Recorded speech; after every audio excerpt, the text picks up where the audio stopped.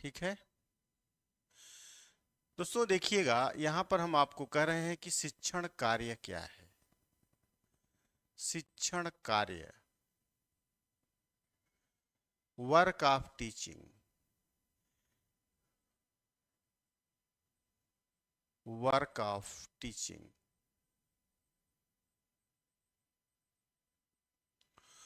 अगर work of teaching की बात करें, वर्क ऑफ टीचिंग की अगर हम बात करें तो आपको पता होगा कि शिक्षण विद्यार्थियों को सीखने के लिए तैयार करना। अगर हम शिक्षण कार्य करने जाते हैं तो हमारा ये उद्देश्य होता है कि हम सबसे पहले छात्रों को किसी विषय वस्तु को सीखने के लिए तैयार करें। तो जो पहला पॉइंट होता है, इसकी जो विशेषता होती है वो यही होती है कि छात्र को छात्र को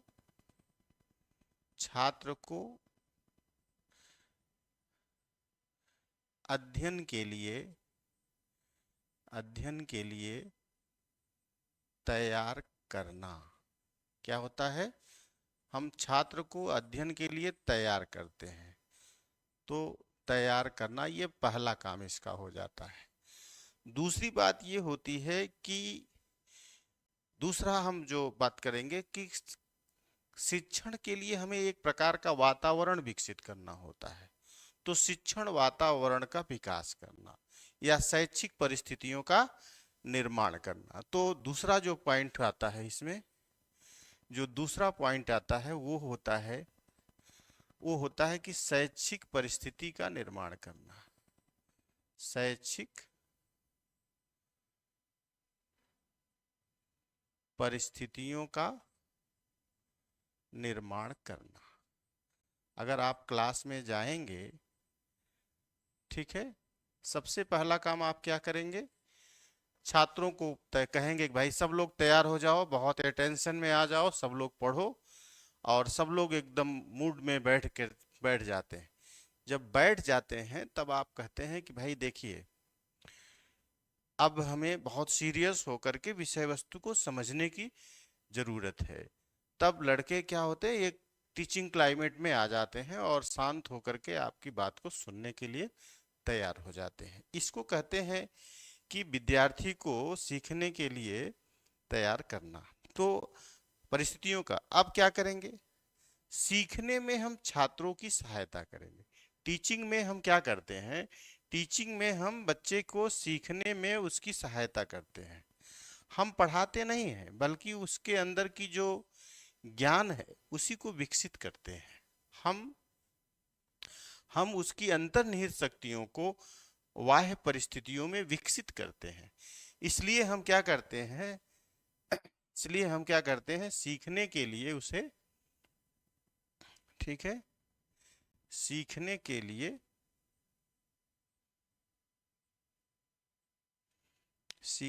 लिए उसे हम क्या करेंगे? सीखने के लिए सहायता करेंगे।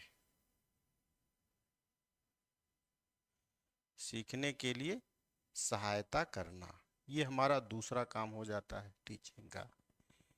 यह हो गया कि हम सीखने के लिए उसकी सहायता करते हैं। फिर हम सहायता तो करते हैं, लेकिन करते कैसे हैं उसका मार्गदर्शन करते हैं। सीखने के लिए मार्गदर्शन, सीखने के लिए हम क्या करेंगे? मार्गदर्शन करते हैं। अब इसको हम मार्गदर्शन भी कह सकते हैं और निर्देशन भी कह सकते हैं। निर्देशन, मार्गदर्शन, निर्देशन या प्रेरणा, प्रेरणा देना। तो छात्र को सीखने के लिए मार्गदर्शन, निर्देशन और प्रेरणा के लिए दिया जाता है, और इससे जो है छात्र तैयार हो जाता है। अब जो बात आती है, फिर इसके बाद हम उसकी तकनीकी सहायता करते हैं। सीखने के लिए हम क्या करेंगे? सीखने के लिए छात्र की तकनीकी सहायता, क्या करेंगे? तकनीकी सहायता करेंगे। सहायता करना। क्यों? कि छात्र टेक्निकली जो शिक्षण के कौशल होते हैं, जो शिक्षण की तकनीकी होती है, जिसे टीचिंग युक्ति कहा जाता है, उसके माध्यम से हम छात्र को टेक्निकली स्ट्रांग करते हैं, तो वो सीखने के लिए तैयार हो जाता है। चलिए, यशोदा चौधरी जी good morning, CD Pathak ji good morning, Shivani जी गुड मॉर्निंग, आप सबको गुड मॉर्निंग। तो ये हमने करना है। दूसरी बात है अधिगम की परिस्थितियों में आंतरिक संबंध का निर्धारण करना। ठीक है, क्या करना है? अधिगम की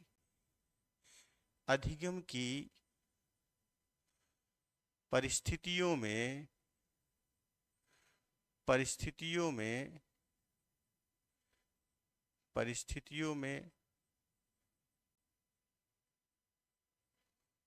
आंतरिक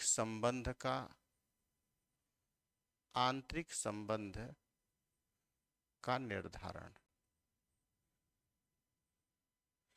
अब आपको निर्धारण करना, इसका मतलब ये हो गया कि हम छात्र को उसके पूर्व ज्ञान से जोड़ते हैं, छात्र को पूर्व ज्ञान से जोड़ते हैं। लोकेश, लोकेश,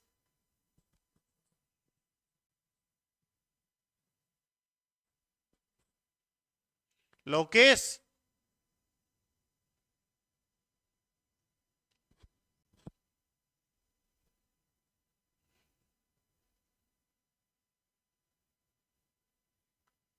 कुछ टेक्निकली कैमरे में दिक्कत आ रही है। एक सेकंड, हम आपको फिर से आते हैं कैमरे पे, कुछ दिक्कत है, एक सेकंड बुलाते हैं।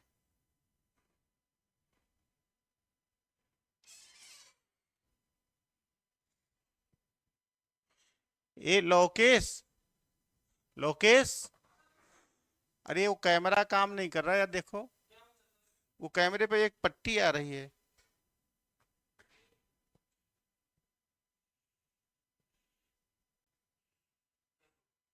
ये देखिए जो पट्टी आ रही है।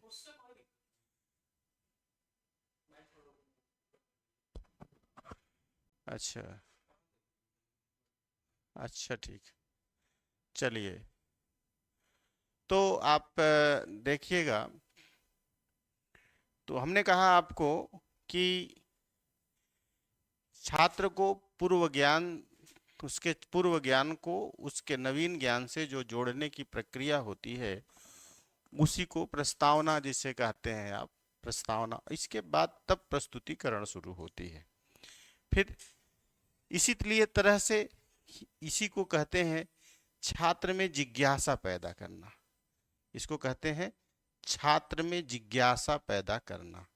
तो जिज्ञासा पैदा जब हो जाती है, यानी पूर्व ज्ञान को जब हम नवीन ज्ञान से जोड़ते हैं, तो वहां से शिक्षण कार्य को प्रारंभ किया जाता है। तो इसी को कहते हैं शिक्षण, work of teaching. Work of teaching इसी को कहा जाता है। अब बात आती है कि कक्षा में, शिक्षण के समय कक्षा में जो समस्याएं आती हैं वो क्या होती हैं।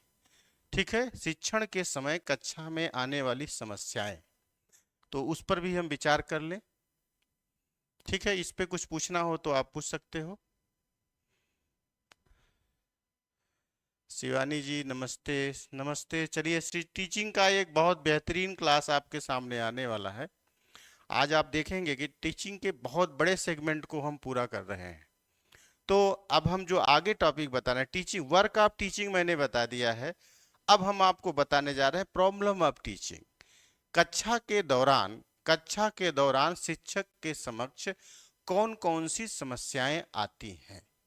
ठीक है, तो आप देखिएगा, शिक्षण के दौरान शिक्षण के दौरान शिक्षण के दौरान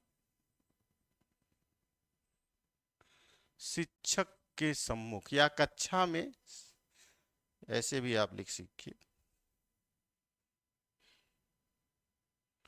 इसको आप लिख सकते हैं कक्षा में, कक्षा में शिक्षक के सम्मुख आने वाली समस्याएं। ये बहुत प्रॉब्लम फेस की बात हो रही है।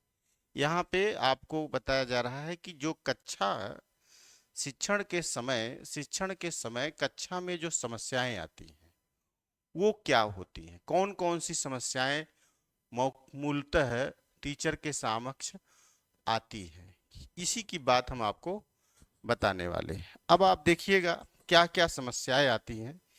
यहाँ पे जॉन डीवी का एक स्टेटमेंट है जो बहुत फेमस है। जॉन डीवी ने एक स्टेटमेंट दिया है। जॉन डीवी का कथन है, ध्यान समझिएगा, जॉन डीवी का कथन है, ये स्टेटमेंट है, बहुत ध्यान से समझिएगा। जॉन डीवी का कथन है, जॉन डीवी कहता है कि कोई कह सकता है कि उसने बेच दिया जबकि किसी ने खरीदा ही नहीं। उसने कहा है कि कोई कह सकता है, कोई कह सकता है, कोई कह सकता है कि उसने बेच दिया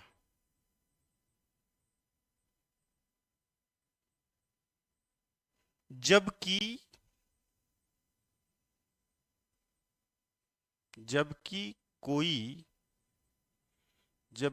कोई खरीदा ही नहीं। ये बहुत इंपॉर्टेंट स्टेटमेंट है दोस्तों, ठीक है। यहाँ पे इस स्टेटमेंट के बारे में जरा सा आप सोचिए, क्या कह रहे हैं जॉन डीवी। जॉन डीवी कह रहे हैं कि कोई कह सकता है, कोई कह सकता है कि मैंने बेच दिया जबकि कोई खरीदा ही नहीं है। इसका मतलब यह है कि टीचर तो कह रहा है कि मैंने शिक्षण कर दिया, मैंने पढ़ा दिया, लेकिन पढ़ाने का तात्पर्य तो तब सिद्ध होगा जब जब छात्र समझता हो। तो दुकानदार कहे कि मैं बेच दिया जब कोई खरीदा ही नहीं तो बेचा कहां से। इसका मतलब शिक्षण तब संभव होता है, शिक्षण तब सफल होता है, उत्तम शिक्षण उसे कहते हैं जब अध्यापक पढ़ाता है और छात्र को वह पूरी तरह से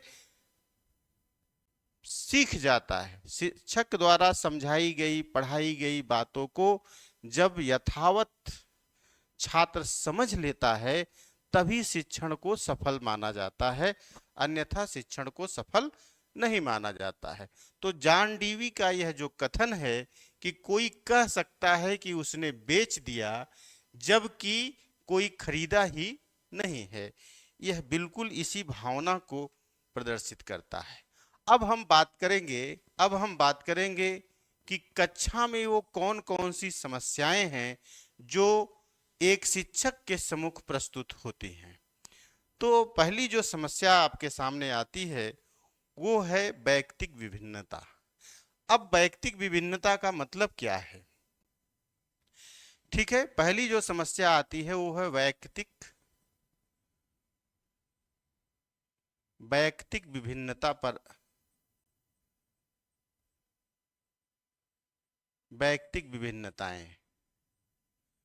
अब आप जानते हैं कि वैयक्तिक विभिन्नता क्या है। आपकी कक्षा में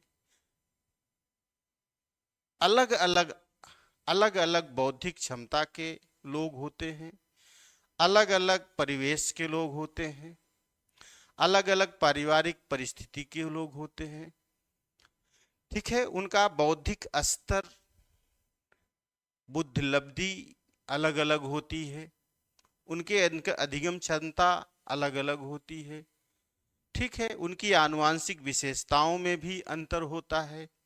तो ये जो अंतर है, चाहे वह बौद्धिक क्षमता को लेकर के हो, चाहे बुद्धि लब्धि को लेकर के हो, चाहे वातावरणीय परिस्थितियों को लेकर के हो, ठीक है, पूर्व ज्ञान से संबंधित चीजों को लेकर के हो।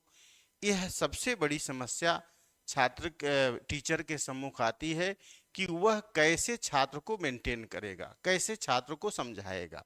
क्यों? क्योंकि अगर किसी मंद छात्र को पढ़ाना है तो उसी कक्षा में प्रतिभाशाली छात्र भी है, उसी कक्षा में पिछड़ा छात्र भी है। तो सबको एक साथ लेकर के चलने की जो समस्या है, यह एक बहुत बड़ी समस्या छात्र अध्यापक के सामने आती है। तो यह बहुत बड़ी समस्या है। दूसरी बात है कि दूसरी जो समस्या आती है वो आती है अनुभव की प्रकृति। अनुभव की प्रकृति से संबंधित। अब अनुभव की प्रकृति से संबंधित समस्या आती है।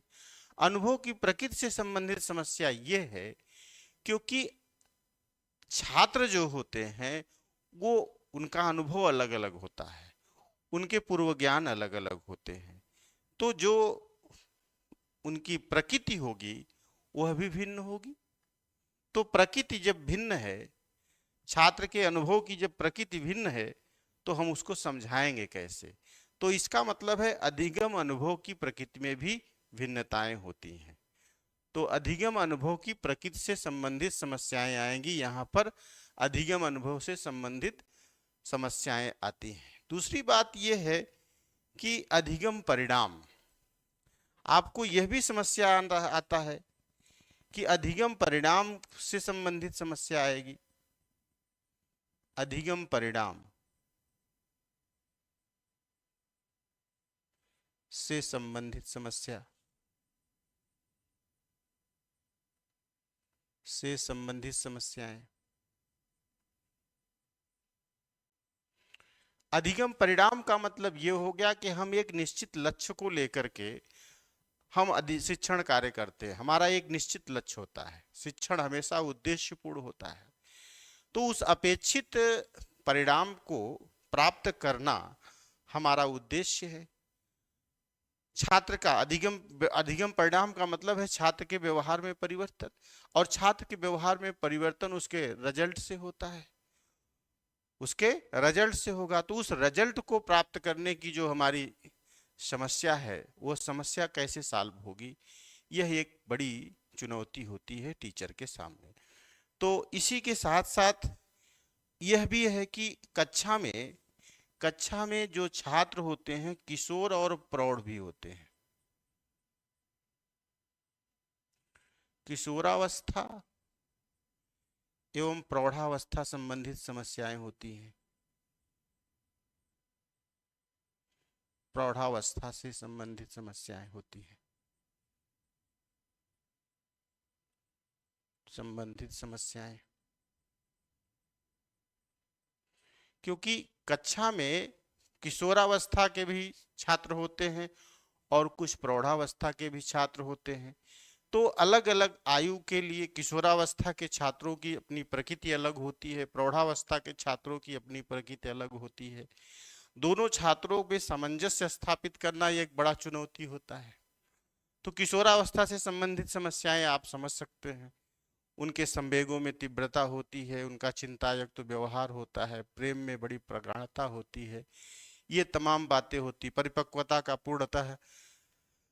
पूर्णतः परिपक्व नहीं हो पाते हुए रहते हैं, जबकि प्रौढ़ावस्था के जो छात्र होते हैं वो पूर्णतः परिपक्व हो गए होते हैं। तो दोनों में सामंजस्य स्थापित, प्रौढ़ावस्था का छात्र किशोरावस्था के छात्र को अपरिपक्व समझ करके उसे बच्चा समझ करके व्यवहार करता है, और यह किशोरावस्था के छात्र के लिए बड़ा समस्या उत्पन्न करता है। तो तनाव में आ जाता है, विद्रोह में आ जाता है। आपने सुना भी होगा कि स्टैनले हॉल ने किशोरावस्था को तनाव की अवस्था, तूफान की अवस्था, संघर्ष की अवस्था, विद्रोह की अवस्था, चिंता की अवस्था कहा है। तो यह क्यों कहा है? और वहीं प्रौढ़ावस्था है तो प्रौढ़ावस्था परिपक्वता की अवस्था है, निर्णय की अवस्था है, ईगो, उसके अंदर आत्मविश्वास की पूर्णता होती है। तो ये सब समस्याओं में सामंजस्य स्थापित करना एक शिक्षक के लिए बड़ी चुनौती होती है। तो अब बात आती है कि जो नेक्स्ट जो समस्याएं होती हैं वो क्या हैं। तो यहाँ पर मार्गदर्शन से संबंधित समस्या है, मार्गदर्शन से संबंधित समस्या आती है, निर्देशन से संबंधित समस्या आती है, मार्गदर्शन, निर्देशन। और एक शिक्षक जो होता है छात्र का आइडियल होता है, आदर्श होता है। तो अध्यापक को अपने चरित्र से, अपने व्यवहार से, अपने ज्ञान से उसे प्रभावित भी करना होता है। तो छात्र के समक्ष अध्यापक को अपना आदर्श स्वरूप प्रस्तुत करना होता है। यह भी एक बड़ी चुनौती होती है। तो ये कुछ महत्वपूर्ण चुनौतियां हैं जिसे शिक्षक को हमेशा महसूस होती रहती हैं। तो कभी कभी ऐसे भी प्रश्न पूछ लिए जाते हैं, तो ऐसे प्रश्नों के लिए आप तैयार रहेंगे। और खास करके ये जो बात जॉन डीवी का जो स्टेटमेंट है कि कोई कह सकता है कि हमने बेच दिया जबकि कोई खरीदा ही नहीं, यह भी एक बहुत महत्वपूर्ण टिप्पणी है शिक्षण की समस्या के लिए। तो आगे जो हम अगला टॉपिक बताएंगे वो होगा उत्तम शिक्षण की विशेषताएं। क्या होगा? उत्तम शिक्षण की विशेषताएं। चलिए आगे बढ़ते हैं। किसी को कोई दिक्कत, आप कमेंट कर सकते हैं। सीडी पाठक जी, शिवानी जी, ठीक है, कोई समस्या है तो आप कमेंट करिए। ज्योति मिश्रा जी, गुड आफ्टरनून। चलो आप लोग कमेंट करो, कुछ पूछने की इच्छा हो, कुछ जानना हो। अगर इसमें से मैं जो कुछ बताया हूं, अगर यहाँ पे कुछ कमेंट करना है तो आप कर सकते हो, आप कमेंट कर लो तो हम आगे बढ़ते हैं। ज्योति मिश्रा, शिवानी जी, सीडी पाठक सर, बताइए। यशोदा जी, कुछ पूछना है? कुछ कमेंट लिखिए, फिर हम आगे बढ़ेंगे। आपका कमेंट मुझे वेट है, आप कमेंट करेंगे फिर इसके बाद हम आगे बढ़ेंगे। ठीक है Jyoti Mishra, good afternoon, good afternoon. चलिए आप ये कमेंट करके बता दें कि हमें कुछ और बताना है, कुछ इसमें सुधार करना है या फिर आ रहा है। आप ओके लिख दें तो हम आगे बढ़ते हैं।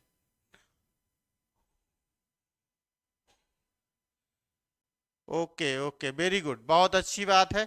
आप संतुष्ट हैं तो फिर हम अगला आगे बढ़ेंगे। अगला जो टॉपिक है वो है उत्तम शिक्षण की विशेषताएं। हम क्या बताने जा रहे हैं? उत्तम शिक्षण की विशेषताएं। उत्तम शिक्षण की विशेषताएं।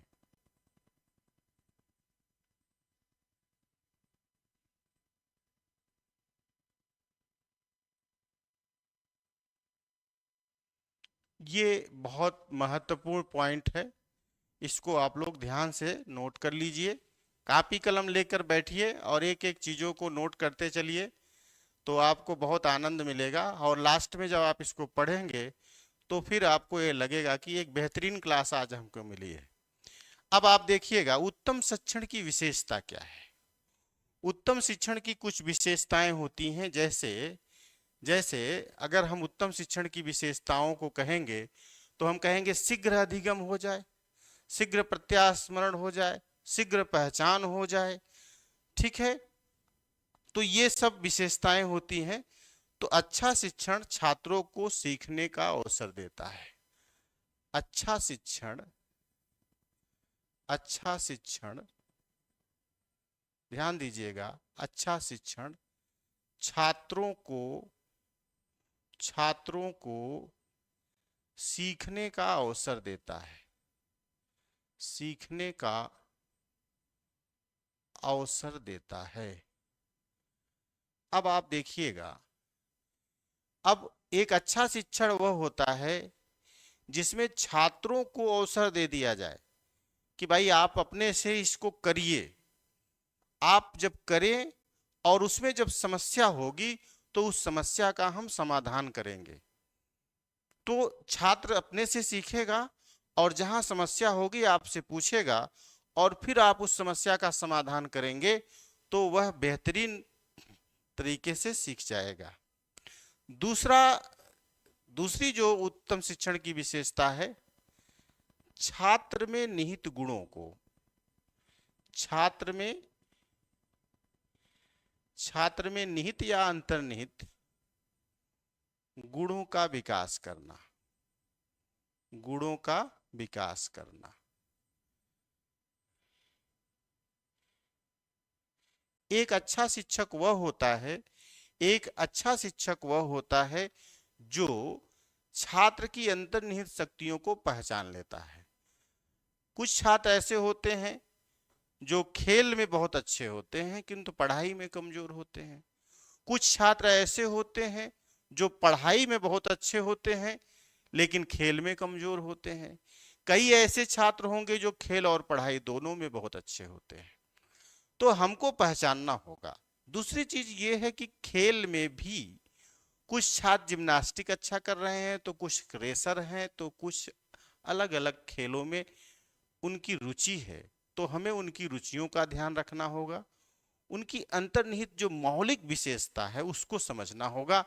क्योंकि रूसो कहता है कि यदि हम छात्र की प्राकृतिक विशेषताओं को पकड़ लें, यदि हम उसकी प्राकृतिक विशेषताओं को समझ लें और उन प्राकृतिक विशेषताओं को प्राकृतिक वातावरण में बढ़ने का अवसर प्रदान करें, तो उसका जो विकास होगा बहुत तेजी से होगा।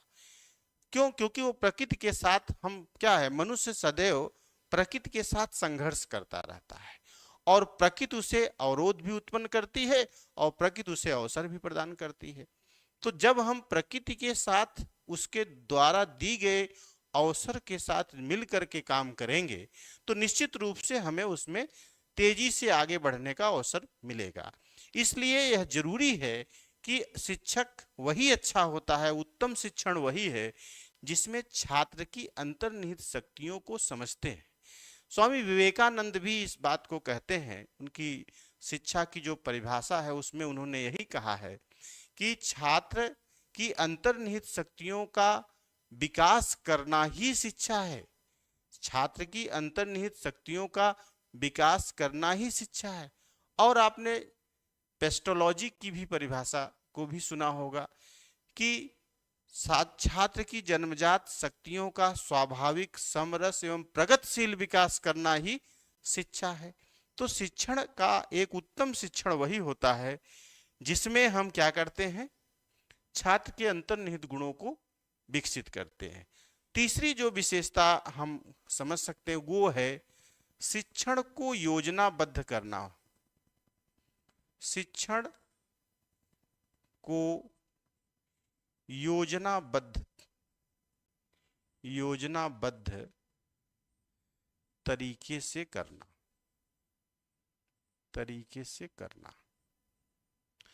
अब आप समझिए, टीचिंग प्लान, इसीलिए कहा जाता है कि टीचिंग प्लान जो होता है वो बहुत अनिवार्य होता है। वो शिक्षक अच्छा नहीं होता है जिसके पास बहुत ज्ञान होता है, वो शिक्षक बहुत अच्छा होता है जो अपने शिक्षण कार्य को बहुत सिस्टमेटिकली लेकर के छात्र के सम्मुख पहुंचता है और छात्र को बिल्कुल योजनाबद्ध तरीके से एक स्तर दर स्तर आगे बढ़ाता है। क्रमिक रूप से जब उसका विकास करता है तो वो एक बेहतरीन शिक्षण का वातावरण बन जाता है। तो एक अच्छा शिक्षण जो होता है वह हमेशा योजनाबद्ध लेसन प्लान के द्वारा शिक्षण को संपादित करता है। ठीक है। और दूसरी बात देखिएगा, तीसरी, एक अच्छा शिक्षण जो होता है, शिक्षण में क्या होता है, शिक्षण सूत्र और शिक्षण सिद्धांत। शिक्षण सूत्र और शिक्षण सिद्धांत, शिक्षण सिद्धांत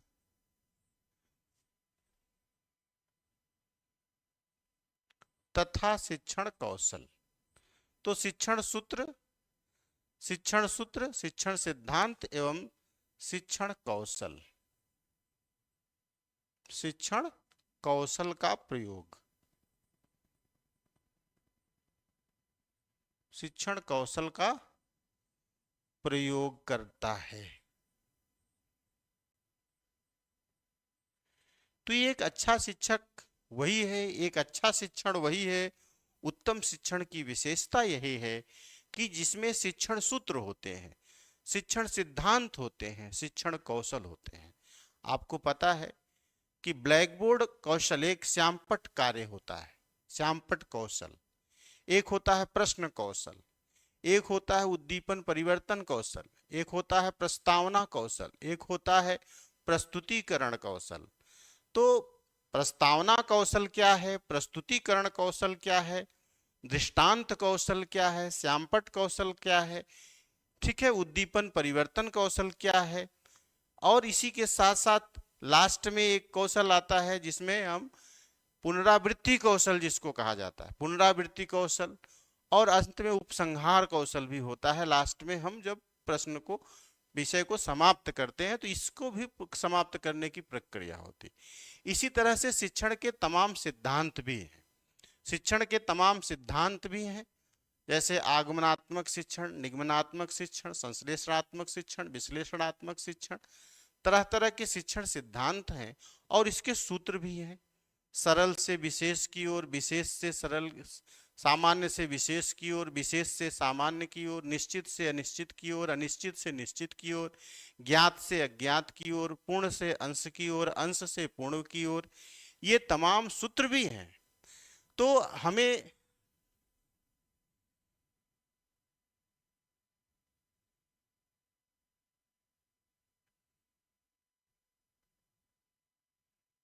बड़े श्याम सर में अनुस्वार अनुस्वार का प्रयोग करें तो शुद्ध लेखन हो जाएगा। अरे यार, हम हिंदी व्याकरण थोड़े नहीं पढ़ा रहे हैं भाई, ठीक है। राधे श्याम जी, ठीक है, ये व्याकरण की क्लास नहीं है, ये शिक्षण की क्लास है। शिक्षण देखिए, आप लोग भी ना हमारा व्याकरण टेस्ट कर रहे हो, शिक्षण टेस्ट नहीं समझ में आ रहा है। शिक्षण देखो, मैं शिक्षण में क्या पढ़ा रहा हूं। चलिए, हमारे ख्याल से चीजों को समझने का प्रयास करिए कि जो टॉपिक बताई जा रही है वो कितना रेलिवेंट है, वो कितना रेलिवेंट है और कितनी बेहतरीन क्लास है, इस पर फोकस करिए। और आप देखिए, एक अच्छा शिक्षण एक अच्छा शिक्षण वो होता है जिसमें अंतर वैयक्तिक संबंध स्थापित होता है। एक अच्छे शिक्षण में क्या होता है, छात्र और अध्यापक के बीच, छात्र और अध्यापक के बीच, छात्र और अध्यापक के बीच अंतर वैयक्तिक संबंध स्थापित होता है। अंतर वैयक्तिक संबंध,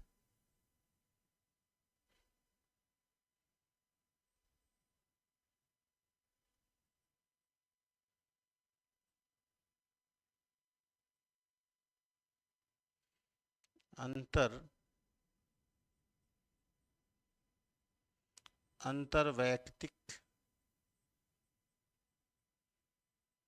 संबंध को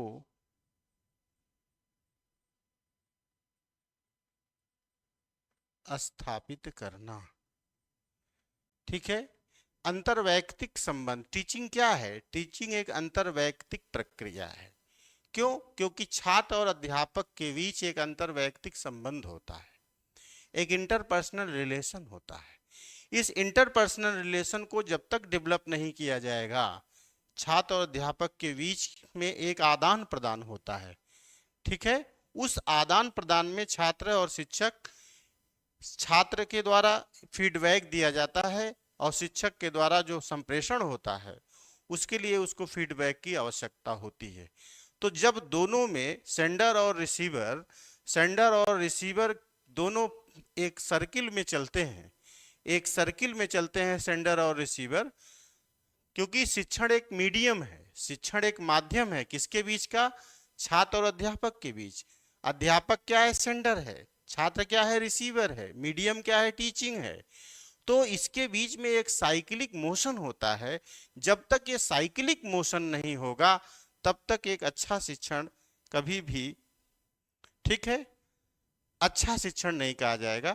तो अगला जो पॉइंट है वो है उपचारात्मक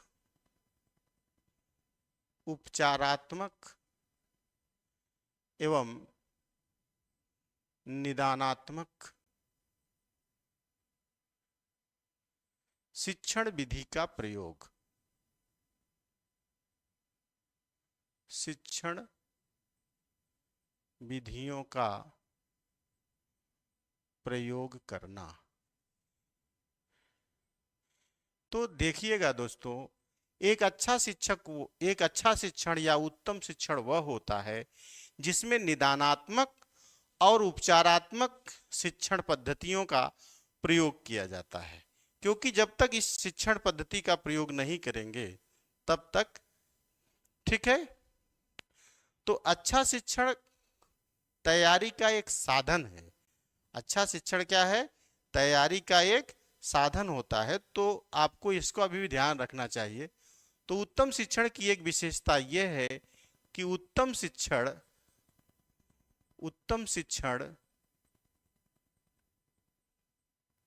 उत्तम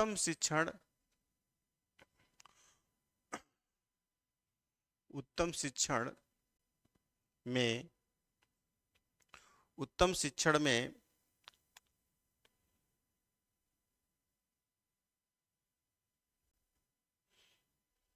ठीक है, उत्तम शिक्षण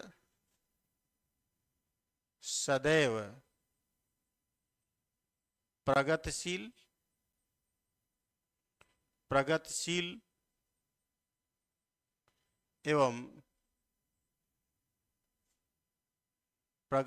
एवं परिवर्तनशीलता को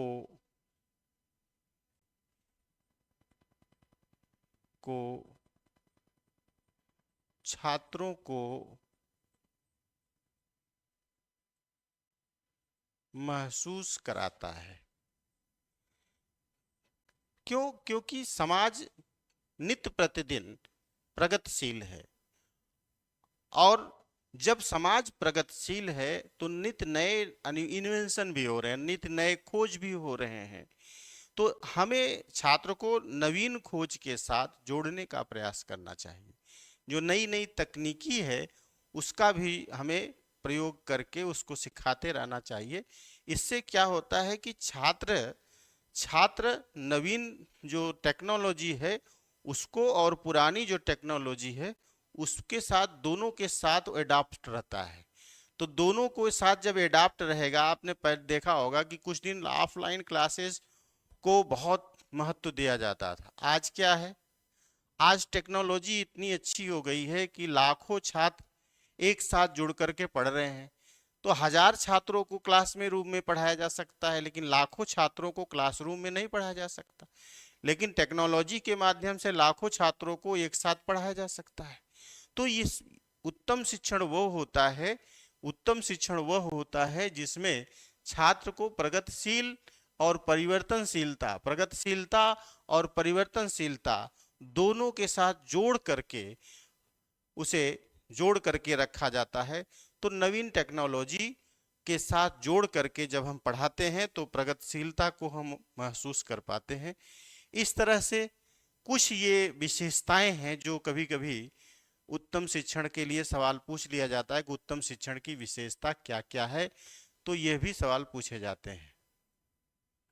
ठीक है राधे श्याम पाठक जी, मेरा कहने का सिर्फ इतना आशय है कि हमारा मूल उद्देश्य टीचिंग पर है, थोड़ा भाषा पर उतना ध्यान नहीं रखते हम, तो लिखने में कभी कभी त्रुटिपूर्ण हो जाता होगा, तो यद्यपि मैं इसका ध्यान रखूंगा।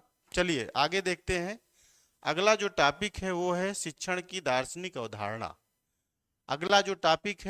शिक्षण की दार्शनिक अवधारणा। ठीक है, क्या टॉपिक है? शिक्षण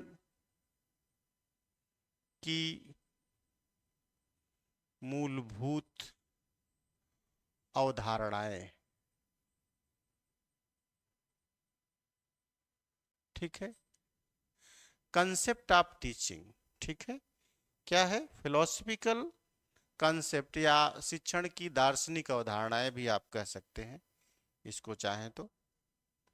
मूलभूत अवधारणाओं को हम चाहें तो यहाँ दार्शनिक अवधारणा लिख सकते हैं, दार्शनिक अवधारणाएं। तो philosophical concept, philosophical philosophical concept of teaching. तो फिलोसफिकल कंसेप्ट ऑफ टीचिंग क्या है, वह कौन कौन सी अवधारणाएं हैं जिसके बारे में मैंने आपको वादा किया था क्या बताना है। तो आइए आज उसी टॉपिक पर हम विचार करेंगे, एक एक करके। मैंने पहले भी बताया था। तो फिलोसफिकल अवधारणाओं में जो पहली अवधारणा है वह है आदर्शवाद। आदर्शवाद, आइडियलिज्म। आइडियलिज्म आदर्शवादी अवधारणा। तो आदर्शवादी शिक्षण क्या है? और दूसरा है जिसे यथार्थवाद कहा जाता है। यथार्थवादी शिक्षण, ठीक है। रियलिज्म, रियलिज्म जिसे रियलिज्म कहेंगे। एक तीसरी विचारधारा है जिसे हम प्रकृतिवाद कहते हैं या प्रकृतिवादी शिक्षण कहते हैं, ठीक है। नेचुरलिज्म,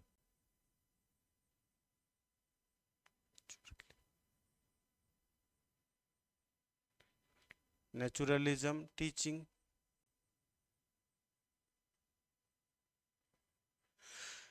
प्रकृतिवादी अवधारणा, ठीक है, या नेचुरलिस्टिक कंसेप्ट जिसको बोलते हैं, नेचुरलिज्म, प्रकृतिवादी शिक्षण।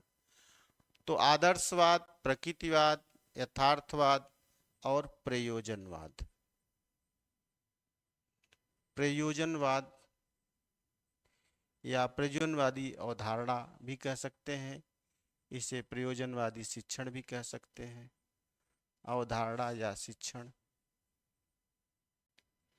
ठीक है। तो pragmatic,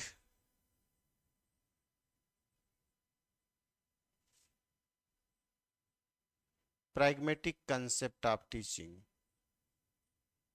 concept of teaching,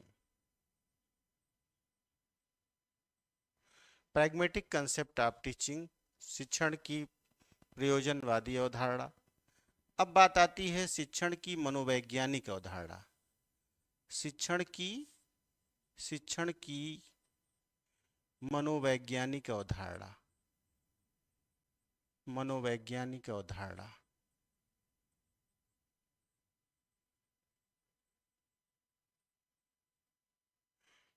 psychological,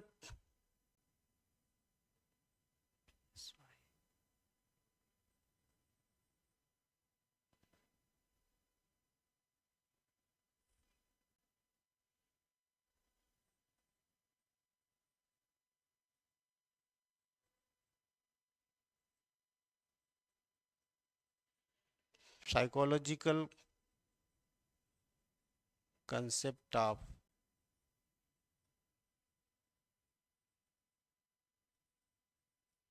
psychological concept of teaching. तो ये शिक्षण की ये तीन अवधारणा, पांच अवधारणाएं हैं। एक एक अवधारणाओं के बारे में हम आपको आगे बताएंगे, एक एक अवधारणाओं को हम समझाएंगे।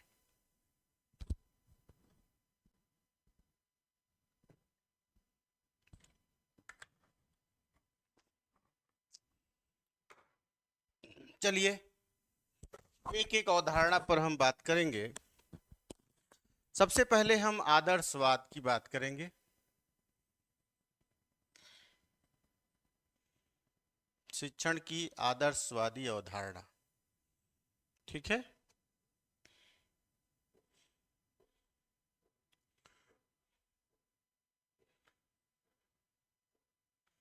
शिक्षण की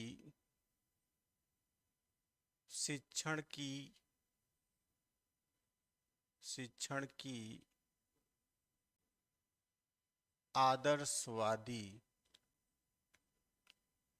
आदर्शवादी अवधारणा। ठीक है।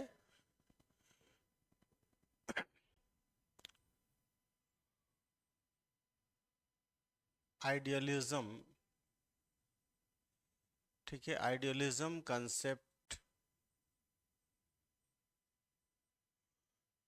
कंसेप्ट ऑफ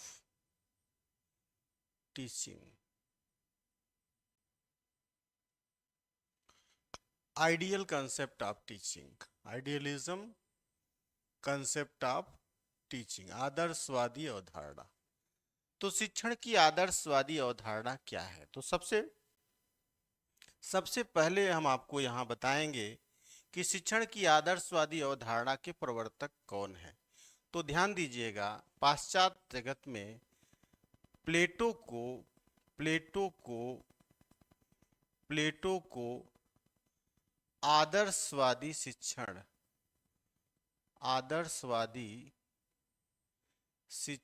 का या आदर्शवादी शिक्षण अवधारणा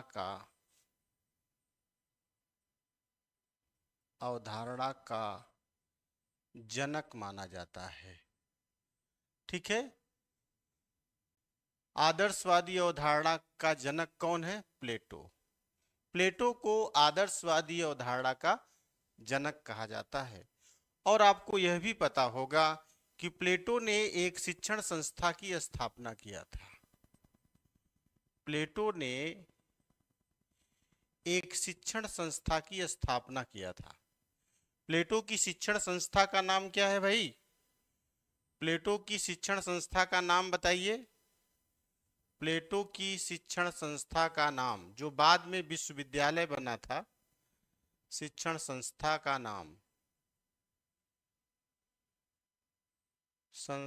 नाम क्या था? एकेडमी। क्या था? एकेडमी। शिक्षण की आज जो एकेडमी शब्द आपके लिए प्रयोग किया जा रहा है, ये एकेडमी शब्द प्लेटो के द्वारा दिया गया है। तो शिक्षण में एकेडमी शब्द देने का जो मूल काम किया है वो प्लेटो के द्वारा किया गया है। अब बात आती है कि आदर्शवादी शिक्षण के अनुसार क्या है शिक्षण? आदर्शवादी शिक्षण में यह माना जाता है, आदर्शवादी शिक्षण का उद्देश्य क्या है? आदर्शवादी शिक्षण का उद्देश्य आध्यात्मिक विकास है। ध्यान से समझिएगा, आदर्शवादी शिक्षण का उद्देश्य आध्यात्मिक उन्नति है, आध्यात्मिक विकास है। ये स्पिरिचुअल डेवलपमेंट। ठीक है। आइडियलिज्म के अनुसार स्पिरिचुअल डेवलपमेंट ही अब प्लेटो ने शिक्षण को परिभाषित करते हुए कहा है। प्लेटो के अनुसार शिक्षण क्या है? प्लेटो के अनुसार शिक्षण क्या है, इसको भी समझना है। सत्यम शिवम सुंदरम, सत्यम शिवम सुंदरम, सत्यम शिवम सुंदरम को प्राप्त करना ही शिक्षा है। प्लेटो कहता है कि सत्यम शिवम सुंदरम को प्राप्त करना ही शिक्षा है। सत्य क्या है, शिव क्या है और सुंदर क्या है? यह एक आध्यात्मिक विकास की बात है। इसी बात को आदर्शवाद में कहा गया। और आपके वेद में भी या उपनिषद में भी देखा गया होगा, वेद में भी इस बात को कहा गया है कि भौतिक एवं आध्यात्मिक विकास करना ही शिक्षा है। भौतिक एवं आध्यात्मिक विकास करना ही आध्यात्मिक विकास करना ही विकास करना ही शिक्षा है। तो यहाँ पर आप देख रहे हैं वेद भी आदर्शवादी वेद में भी आदर्शवादी शिक्षण की बात कहा गया और यहाँ भी आदर्शवादी शिक्षण की बात कही गई।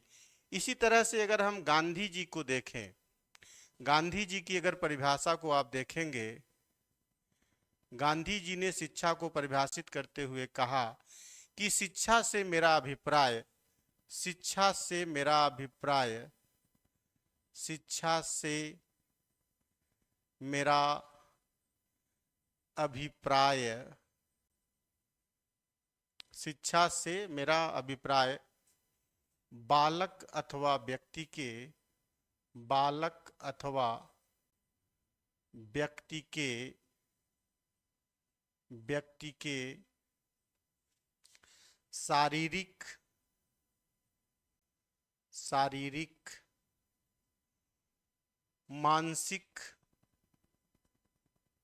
शारीरिक, मानसिक एवं आत्मा के, आत्मा के सर्वांगीण, सर्वांगीण एवं सर्वांगीण एवं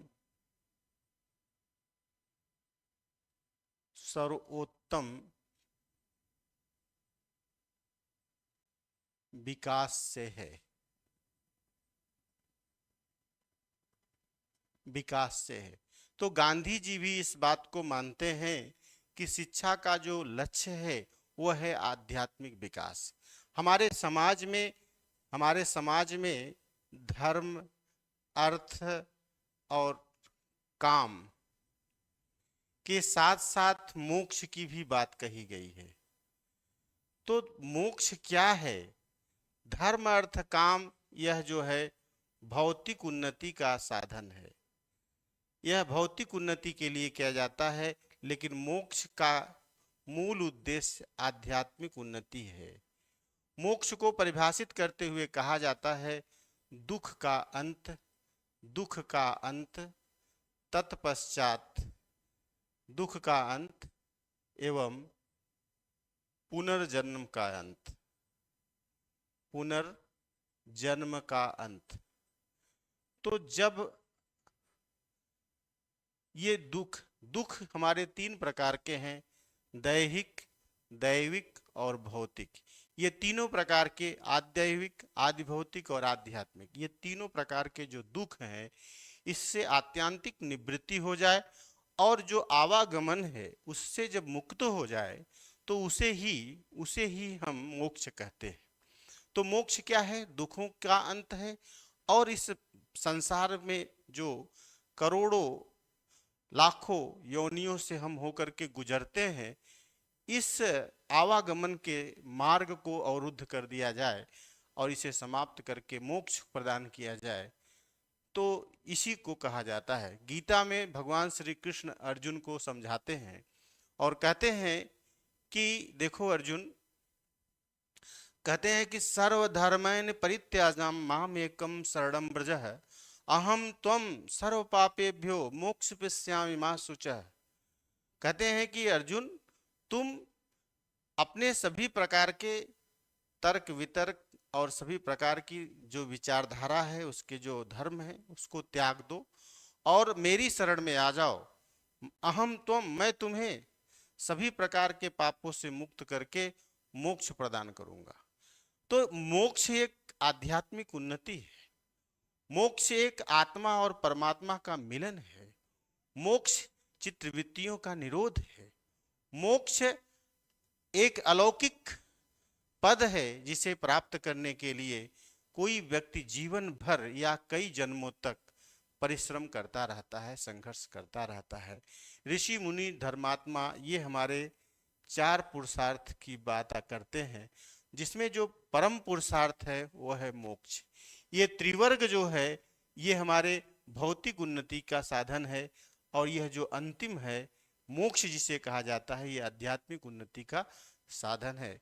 तो आदर्शवादी जितने भी हैं वो सब आध्यात्मिक उन्नति की बात करते हैं, आध्यात्मिक आत्मा परमात्मा की बात करते हैं। तो आपने देखा होगा कि ये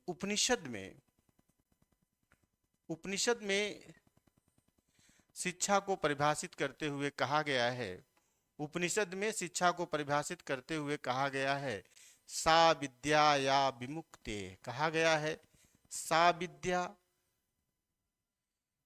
विद्या या विमुक्ते। शिक्षा वही है, सा विद्या या विमुक्ते, शिक्षा वही है जिसके द्वारा मोक्ष की प्राप्ति होती है। इसका मतलब शिक्षा का लक्ष्य क्या है? शिक्षा वही है जिससे मोक्ष की प्राप्ति होती है, जिससे मुक्ति या मोक्ष की प्राप्ति होती है। ठीक है। और आपने आगे भी सुना होगा कि वैशेषिक दर्शन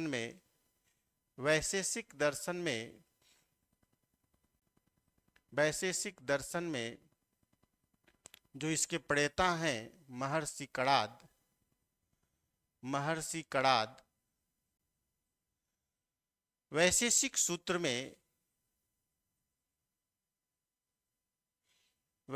सूत्र इनकी पुस्तक का नाम है दोस्तों। वैशेषिक सूत्र में मोक्ष को परिभाषित करते हुए कहते हैं, धर्म को परिभाषित करते हुए कहते हैं, यतो अभ्युत्थानः,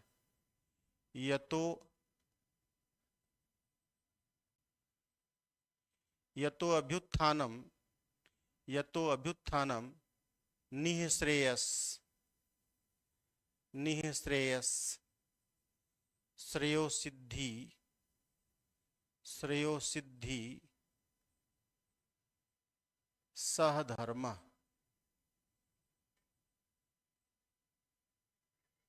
कहते हैं कि यतो अभ्युत्थानी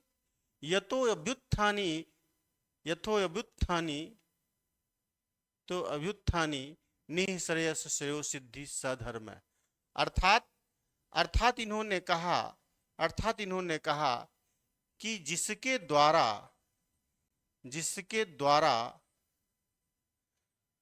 द्वारा भौतिक एवं आध्यात्मिक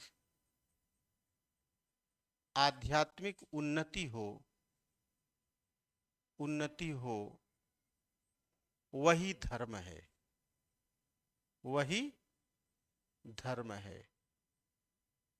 तो इस तरह से आप देख रहे हैं कि आदर्शवादी जो भी शिक्षक हैं, वो शिक्षा को जो परिभाषित कर रहे हैं, वो किस रूप में परिभाषित कर रहे हैं।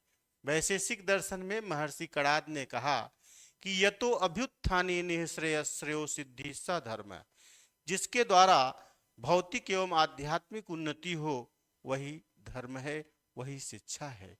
तो इस तरह से आदर्शवादी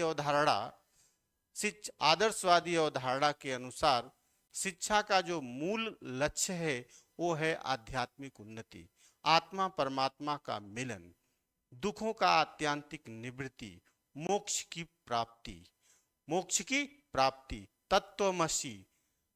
तत्व के वास्तविक स्वरूप को जानना, अहम ब्रह्मास्मि, मैं ही ब्रह्म हूं, इस बात को प्रकाशित करना। तो ये जो तमाम बातें हैं, ये है आदर्शवादी शिक्षण के लिए महत्वपूर्ण होता है। और सुकरात भी आदर्शवादी शिक्षण है। तो सुकरात, प्लेटो, महात्मा गांधी और भारत की जो प्राचीन वैदिक शिक्षा है वो आदर्शवादी शिक्षा का अनुसरण करती है। यही बात हम आपको बताने वाले हैं। जो अगला टॉपिक है वो है यथार्थवाद। अब हम जो बात करेंगे वो किसकी बात करेंगे? यथार्थवाद की बात करेंगे।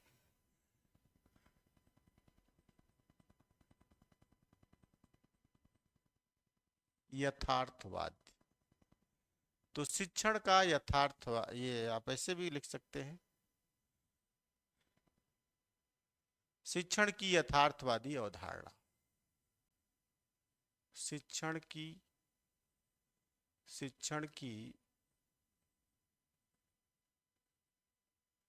यथार्थवादी अवधारणा।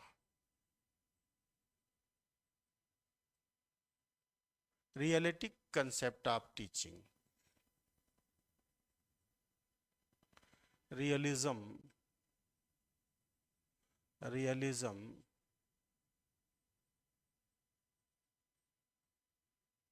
concept of realism concept of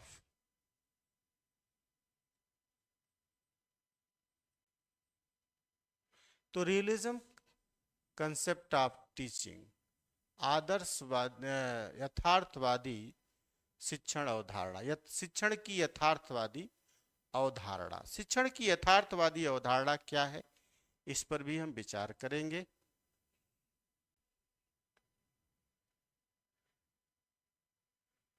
Shivani जी, यशोदा जी,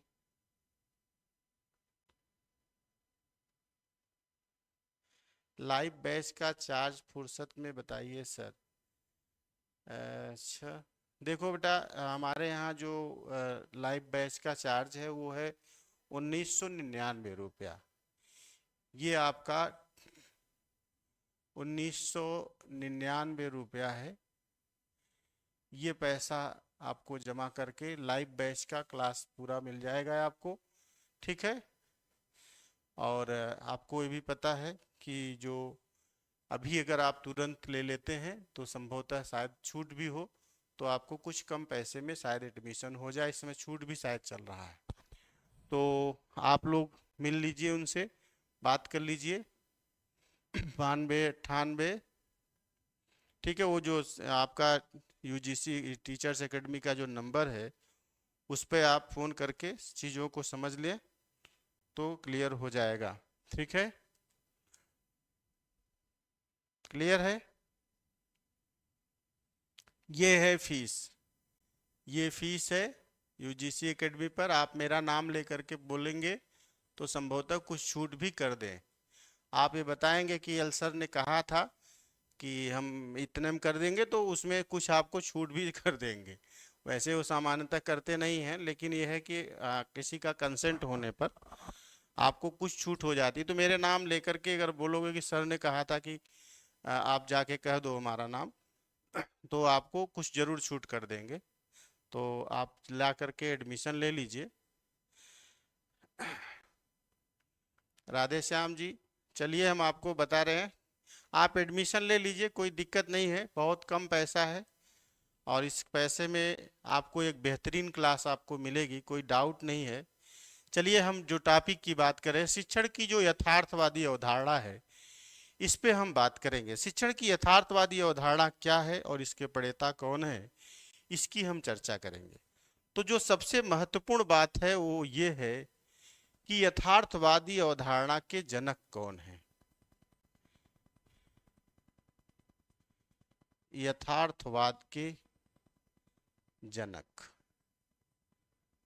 यथार्थवाद के जनक कौन है, जिसका नाम आता है अरस्तु। पाश्चात्य दर्शन में अरस्तु को यथार्थवाद का जनक कहा जाता है। एक दूसरा फैक्ट ये है कि अरस्तु की शिक्षण संस्था का नाम क्या है। तो अरस्तु की शिक्षण संस्था का नाम, अरस्तु के शिक्षण संस्था का नाम, संस्था का नाम बताइए, कौन बताएगा, आप में से कोई बता सकता है। तो अरस्तु की शिक्षण संस्था का नाम है लीसियम।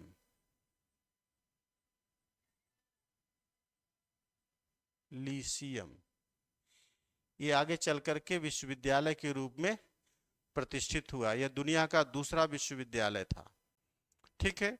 अब बात आती है कि अगर हम भारत में यथार्थवादी विचारधारा को कहें तो उसके जनक किसको माना जाएगा। भारत में यथार्थवाद के प्रणेता, अगर भारतीय समकालीन भारतीयों में ये समकालीन भारतीय है, ध्यान दीजिएगा, यहाँ पर समकालीन लिख लीजिएगा। समकालीन समकालीन भारत में यथार्थवाद के प्रणेता स्वामी विवेकानंद। कौन है? स्वामी विवेकानंद। स्वामी विवेकानंद को यथार्थवादी विचारधारा का प्रणेता माना जाता है। अब बात आती है कि जो यथार्थवाद है उसकी मूल अवधारणा क्या है। यथार्थवाद के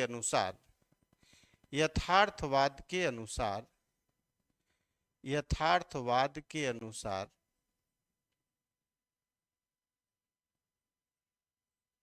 यह सृष्टि वास्तविक है, यह सृष्टि वास्तविक है, ठीक है, यह सृष्टि वास्तविक है और इसका वैज्ञानिक अध्ययन ही सबसे सर्वश्रेष्ठ है, और इसका वैज्ञानिक अध्ययन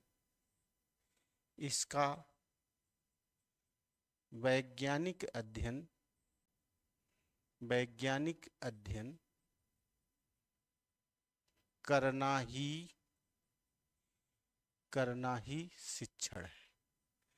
तो एक बात यहाँ पर ध्यान देना है कि यथार्थवाद के अनुसार जो शिक्षण की प्रक्रिया है वह वैज्ञानिक विकास है। वह क्या है? वैज्ञानिक विकास है, प्रगतिवाद है। तो यथार्थवादी इस बात को मानते हैं, वैज्ञानिक विकास को यथार्थवादी मानते हैं। आध्यात्मिक विकास के स्थान पर वैज्ञानिक विकास को यथार्थवादी विद्वानों के द्वारा स्वीकार किया जाता है। तो वैज्ञानिक विकास यथार्थवाद की मूल अवधारणा है। अब देखिए जो कुछ परिभाषाएं हैं यथार्थवाद की, उसमें अरस्तु की जो परिभाषा है वो क्या है। तो अरस्तु शिक्षा को परिभाषित करते हुए कहता है कि स्वस्थ शरीर में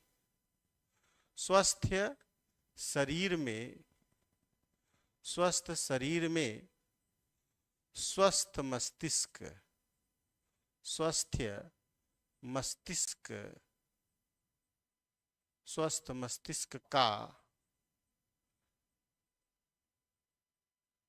निर्माण करना ही शिक्षा है। अब देखिएगा यहाँ पर अरस्तु यहाँ पर अंधविश्वास, परिकल्पना, पूर्व मान्यताओं का खंडन करते हुए यथार्थवादी जीवन की बात करते हैं। वो कहते हैं कि एक स्वस्थ मस्तिष्क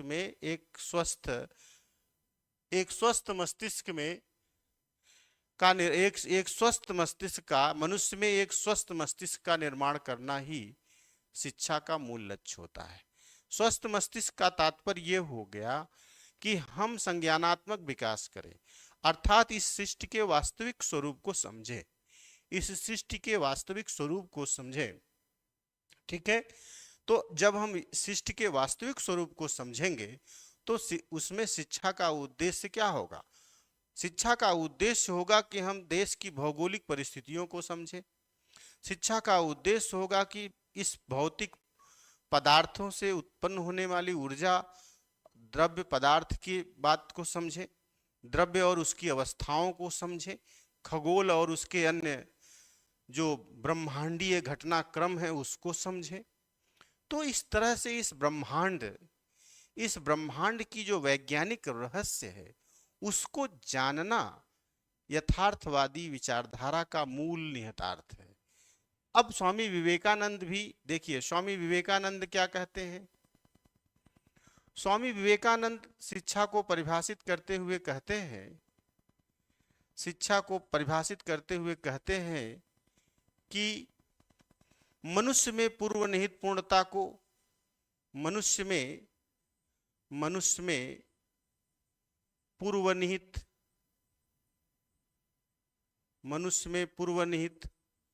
पूर्णता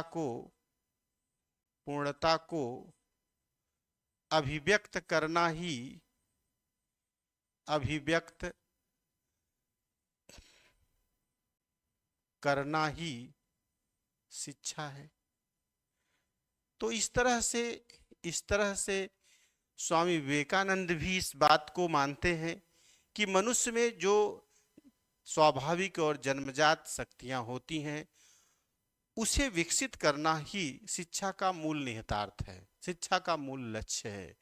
जब हम शिक्षा मनुष्य की अंतर्निहित शक्तियां, मनुष्य में अंतर्निहित शक्तियां क्या हैं? सोचने की समझ, सोचने, तर्क करने, विचार करने, स्मरण करने, चिंतन करने, मनन करने, परिकल्पना करने की यह एक स्वाभाविक क्षमता मनुष्य में पाई जाती है। और इसी परिकल्पना क्षमता के द्वारा, इसी तर्क की क्षमता के द्वारा, इसी बौद्धिक विकास, इसी अनुभव के द्वारा मनुष्य इस संपूर्ण ब्रह्मांड पर राज्य करता है। वह आत्मा परमात्मा जैसे सब तमाम तथ्यों के बारे में जान जाता है। तो उस चिंतन का विकास करना ही यथार्थवादी शिक्षा का मूल लक्ष्य है। ठीक है। पेस्टोलॉजी भी यथार्थवादी शिक्षा के समर्थक माने जाते हैं।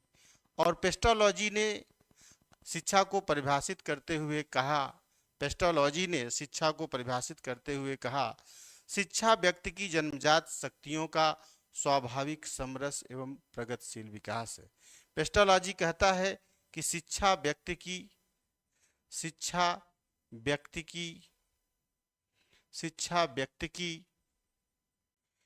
जन्मजात शक्तियों का स्वाभाविक समरस एवं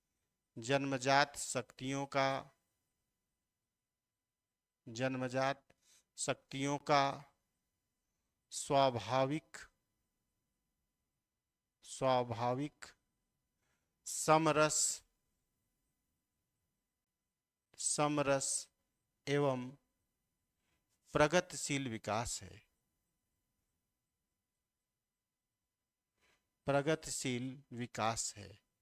इस तरह से आप देख रहे हैं कि शिक्षा को पेस्टोलॉजी जो परिभाषित कर रहे हैं वो क्या बता रहे हैं? कह रहे हैं कि शिक्षा क्या है? कह रहे हैं कि पेस्टोलॉजी जो शिक्षा को परिभाषित करते हैं तो कहते हैं शिक्षा व्यक्ति की जन्मजात शक्तियों का स्वाभाविक समरस एवं प्रगतिशील विकास है। स्वामी विवेकानंद जब शिक्षा को परिभाषित करते हैं तो कहते हैं मनुष्य में पूर्व निहित पूर्णता को अभिव्यक्त करना ही शिक्षा है।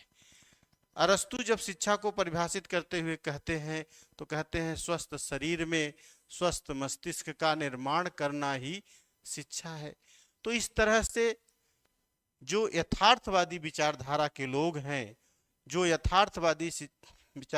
लोग हैं वो इस बात को मानते हैं। ठीक है, आप देख रहे हैं यथार्थवादी विचारधारा के जनक कौन है? अरस्तु है। जनक कौन है? अरस्तु है। और अरस्तु की संस्था का नाम क्या है? लीसियम है। भारत में यथार्थवादी प्रणेता के जन्मदाता कौन है? स्वामी विवेकानंद। यथार्थवाद के अनुसार यह सृष्टि वास्तविक है और इसके रहस्यों को जानना ही मूल निहितार्थ है।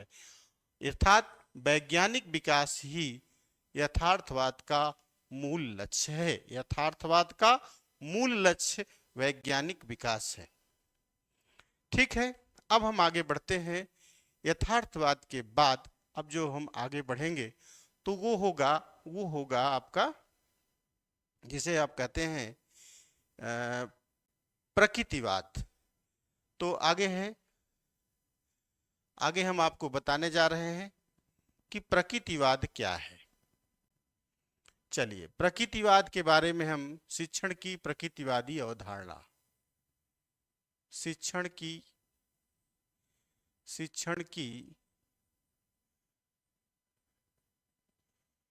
प्रकृतिवादी अवधारणा। ठीक है। नेचुरल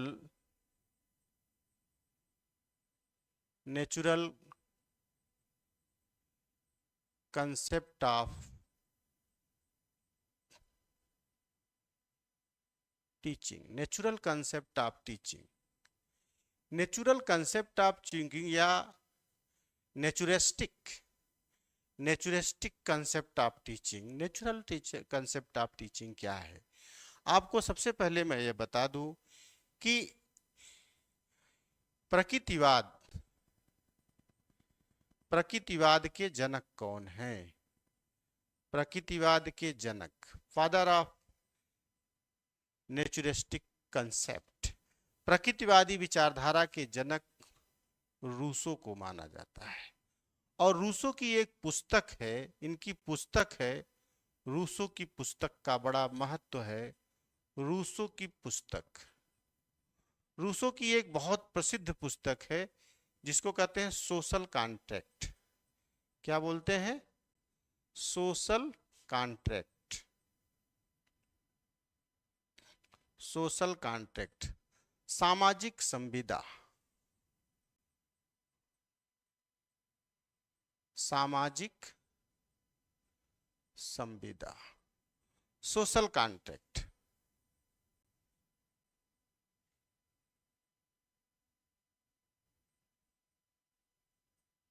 सोशल कॉन्ट्रैक्ट, अब आप देखिएगा सोशल कॉन्ट्रैक्ट में उन्होंने अरस्तु, रूसो ने सोशल कॉन्ट्रैक्ट नामक अपनी पुस्तक में प्रकृतिवादी शिक्षा का वर्णन किया है।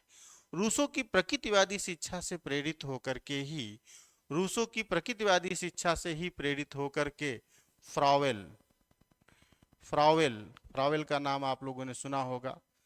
फ्रावेल आप पेस्टोलॉजी भी हैं, पेस्टोलॉजी, मांटेसरी, मांटेसरी का नाम आपने, मारिया मांटेसरी का नाम सुना होगा। गैरी, गैरी, बिनेटिका, डाल्टन, डाल्टन, ठीक है, डाल्टन, ये शिक्षण पद्धतियां हैं, शिक्षण पद्धति। तो फ्रावेल का जो खेल शिक्षा है, पेस्टोलॉजी की जो शिक्षा पद्धति है, मांटेसरी की जो शिक्षा पद्धति है, गैरी की शिक्षण पद्धति है, विनेटिका की शिक्षण पद्धति है, डाल्टन की शिक्षण पद्धति है, ये तमाम जो शिक्षण पद्धतियां हैं, ये जो शिक्षण सिद्धांत भी दिए गए हैं, ये सब प्रकृतिवादी शिक्षण के प्रेता है। रूसो कहता है कि प्रकृति से बढ़कर के कोई दूसरा शिक्षक नहीं है। ये रूसो का कथन है, रूसो का कथन है, रूसो का एक बहुत प्रसिद्ध कथन है कि प्रकृति से बड़ा कोई शिक्षक नहीं है, प्रकृति सबसे बड़ा शिक्षक है, प्रकृति सबसे बड़ा शिक्षक है।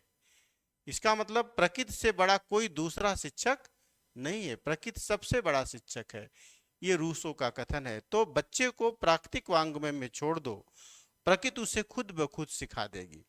रूसो कहता है कि बच्चे को प्राकृतिक वांग्मय में छोड़ दो, प्रकृति उसे स्वतः कुछ न कुछ शुद्ध खुद ही सिखा देगी। तो ये प्रकृतिवादी शिक्षा के मुख्य प्रणेता हैं। अगर हम भारत में देखेंगे तो माना जाता है कि रविन्द्रनाथ टैगोर और कुछ अरविंद प्राकृतिक शिक्षा के काफ़ी नज़दीक हैं, यद्यपि पूर्णतः स्पष्ट रूप से उन्हें प्रकृतिवादी शिक्षक कहना बहुत उचित नहीं लगता है। तो अरविंद को काफ़ी हद तक प्रकृतिवादी शिक्षक मान लिया जाता है, क्योंकि उन्होंने जो अपना शिक्षण संस्थान खोला है उसमें प्राकृतिक शिक्षा पर ज़्यादा फोकस किया है। इस आधार पर उन्हें प्राकृतिक शिक्षक, प्रकृतिवादी शिक्षक कहा जाता है। यद्यपि उन्होंने आध्यात्मिक विकास की भी बात किया है, तो उन्हें प्रकृतिवादी शिक्षक कहा जाए या आदर्शवादी शिक्षक कहा जाए, यह बड़ा स्पष्ट नहीं हो पाया है।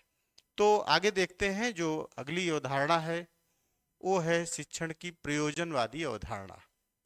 शिक्षण का प्रयोजनवादी शिक्षण अवधारणा, शिक्षण की प्रयोजनवादी अवधारणा, शिक्षण की प्रयोजनवादी अवधारणा। प्रयोजनवादी अवधारणा। ठीक है।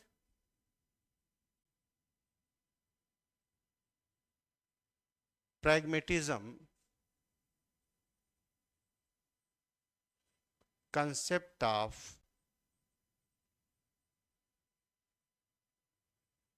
Teaching, pragmatic concept of teaching।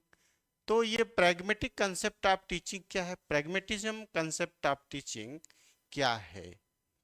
आपको मालूम है कि जो pragmatism है, ये जो ये जो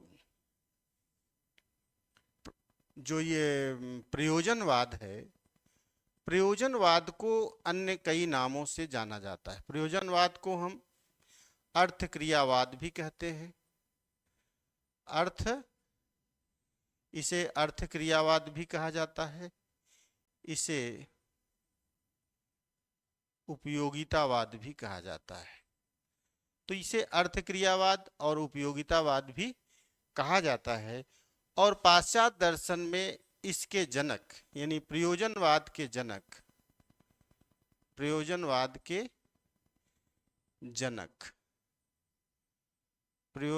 के प्रमुख जो जनक हैं वो हैं C.S. पियर्स। और इसके प्रमुख समर्थक, अगर प्रमुख समर्थक की बात आएगी तो इसके जो प्रमुख समर्थक हैं वो हैं विलियम जेम्स।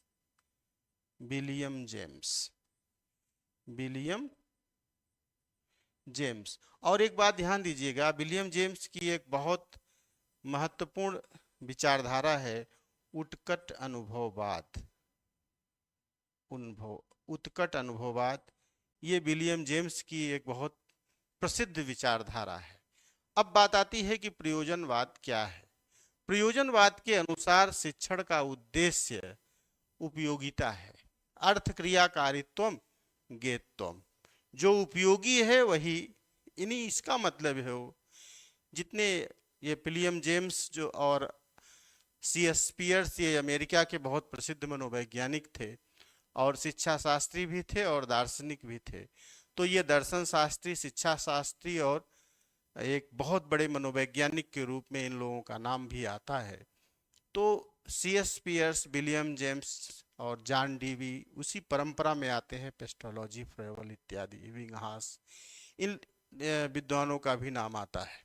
तो हम आपको जो बता रहे हैं वो प्रयोजनवाद क्या है। प्रयोजनवाद का मतलब है कि मनुष्य की जो मौलिक आवश्यकताएं होती हैं, उन मौलिक आवश्यकताओं को पूरा करने के लिए वह कोई भी चीज जानना चाहता है।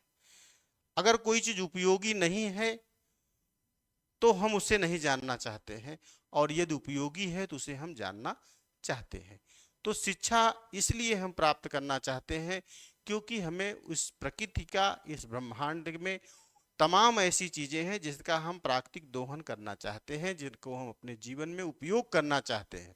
तो इस उपयोगितावादी विचारधारा को लागू करना ही प्रयोजनवाद का मूल उद्देश्य है। तो जितने भी प्रयोजनवादी मनोवैज्ञानिक हैं, चाहे जॉन डीवी हो, चाहे पेस्टोलॉजी हो, चाहे इबिंगहास हो, चाहे स्पेंसर हो, चाहे विलियम जेम्स हो अथवा C.S. पियर्स हो, ये सभी इस बात को मानते हैं कि शिक्षा का मूल उद्देश्य अपनी मौलिक आवश्यकताओं को पूरा करना है। जब हमारी आवश्यकताएं, जहां जहां हमारी आवश्यकताएं होती हैं, जिन जिन चीजों से हमारी आवश्यकताएं पूरी होती हैं, यानी शिक्षण का मूल उद्देश्य आवश्यकताओं की पूर्ति है। प्रयोजनवाद के अनुसार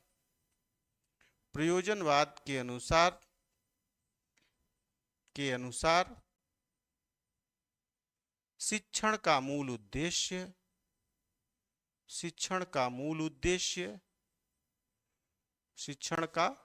उद्देश्य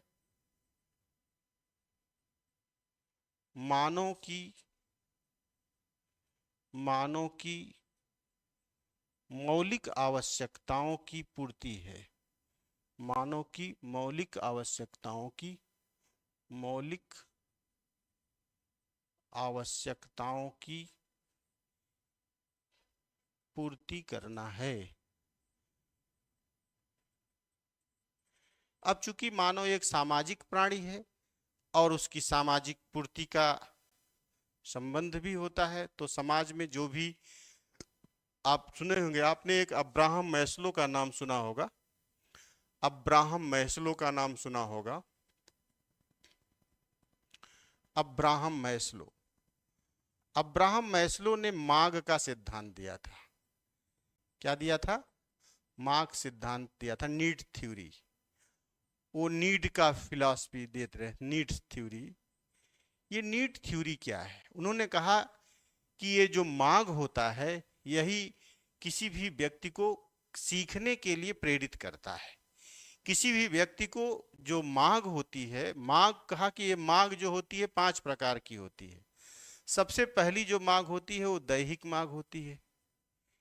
कौन सी मांग है? दैहिक, फिजिकल नीड सबसे पहले आती है, फिजिकल नीड आती है। और फिजिकल नीड को पूरा करने के लिए मनोवैज्ञानिक नीड आती है, मनोवैज्ञानिक मांग आती है, मनोवैज्ञानिक मांग आती है, मनोवैज्ञानिक मांग। तो यहां पर साइकोलॉजिकल नीड आती है,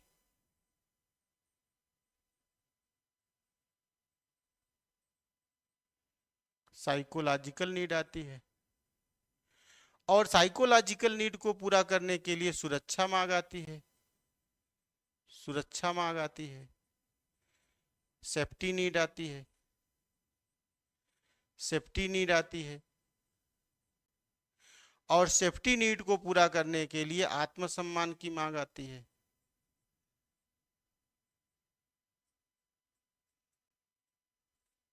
ठीक है, आत्मसम्मान मांग, ठीक है, सेल्फ एक्चुअलाइजेशन, ठीक है। और इसके बाद आत्मसंतुष्टि की मांग आती है। अंत में आत्मसंतुष्टि महत्वपूर्ण हो जाती है, आत्मसंतुष्टि की मांग, ठीक है, सेल्फ एक्चुअलाइजेशन।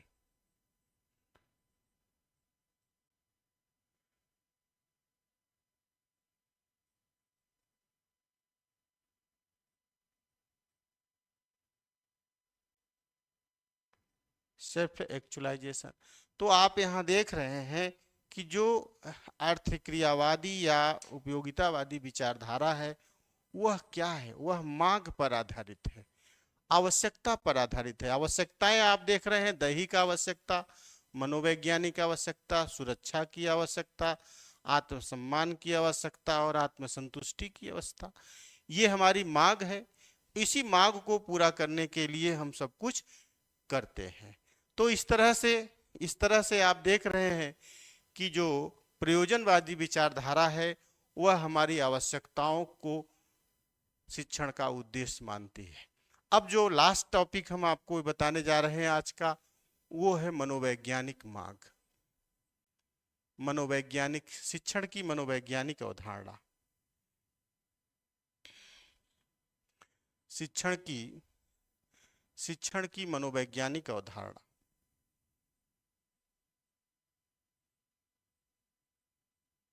शिक्षण की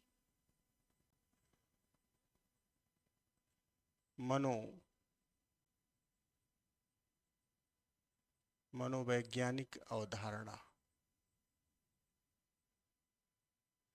ठीक है, psychological concept of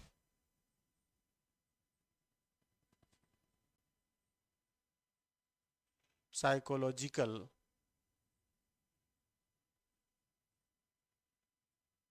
concept of teaching. Psychological concept of teaching क्या है, इसको भी ध्यान से समझने की जरूरत है। साइकोलॉजिकल कंसेप्ट ऑफ टीचिंग में हम आपको बताते हैं कि शिक्षण को यहाँ पर अधिगम माना गया है।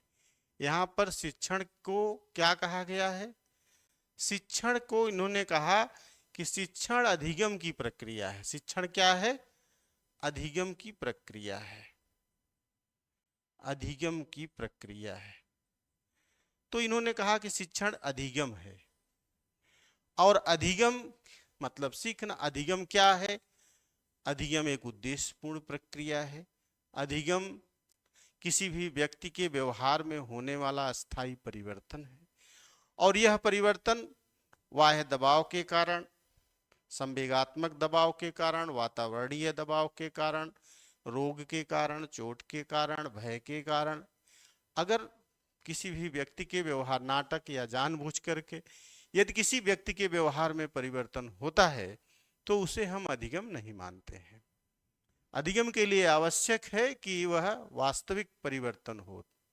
तो आदत के कारण, अभ्यास के कारण, ठीक, आदत, अभ्यास, प्रशिक्षण के कारण यदि किसी व्यक्ति के व्यवहार में परिवर्तन होता है तो उसे हम अधिगम मानते हैं।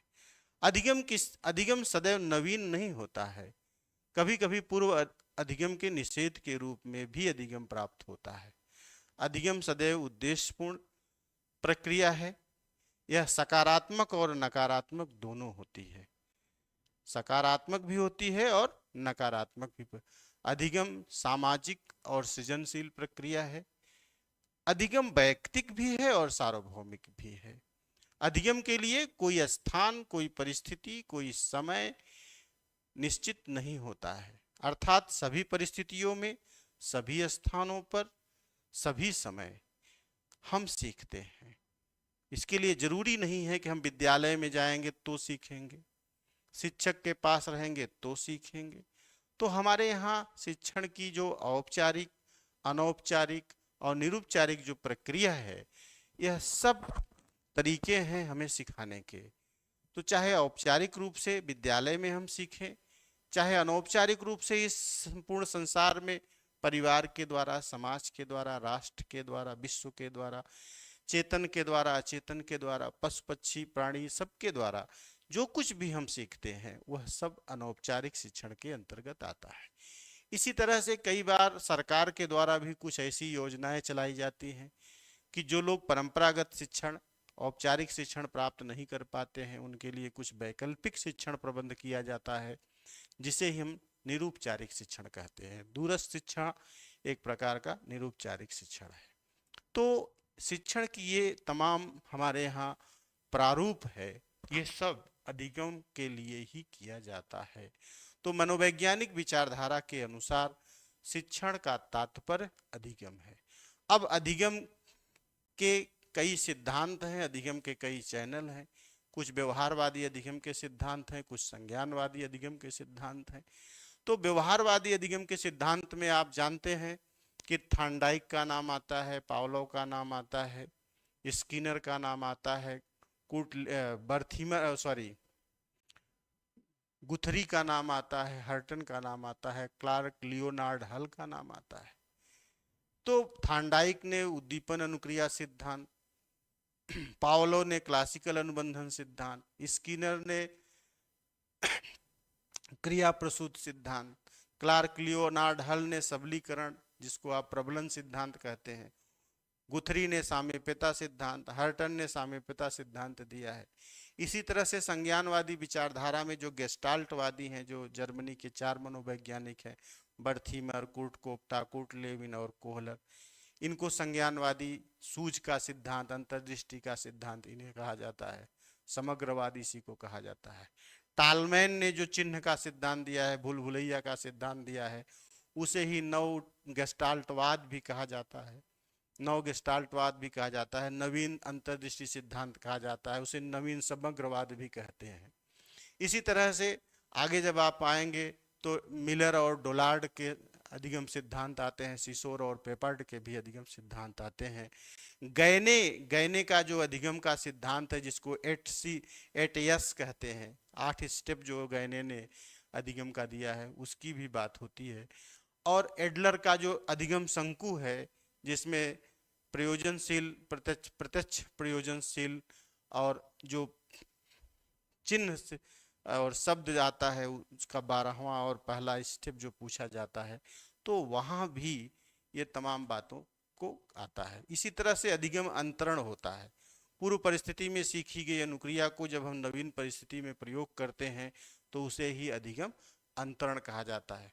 अब यह अंतरण जो सकारात्मक भी होता है, नकारात्मक भी होता है, तो इसी को कहा जाता है कि ऊर्ध्वाधर अंतरण और अधोगति अंतरण, क्षैतिज अंतरण, धनात्मक अंतरण, ऋणात्मक अंतरण, शून्य अंतरण, तो ये तमाम तरह के अंतरण अधिगम का होता है। इसी तरह से अधिगम के कुछ पठार भी होते हैं, अधिगम के कुछ वक्र भी होते हैं, उन्नतोदर वक्र, नतोदर वक्र, ठीक है, सरल मिश्रित वक्र। इस तरह से हमें बहुत सी चीजें बताई जाती हैं। तो ये क्या है इसके बारे में आगे बताया जाएगा। और अधिगम अंतरण के कुछ सिद्धांत भी होते हैं, और अधिगम के लिए कुछ अभिप्रेरणा का महत्व होता है, तो अभिप्रेरणा के भी कुछ सिद्धांत हैं। तो ये तमाम जो अवधारणाएं आती हैं, ये सब शिक्षण की मनोवैज्ञानिक अवधारणा के अंतर्गत ही आता है। ठीक है, तो मैं समझता हूं कि आज का समय काफी हो गया है। ठीक है, आज चलिए अनिल।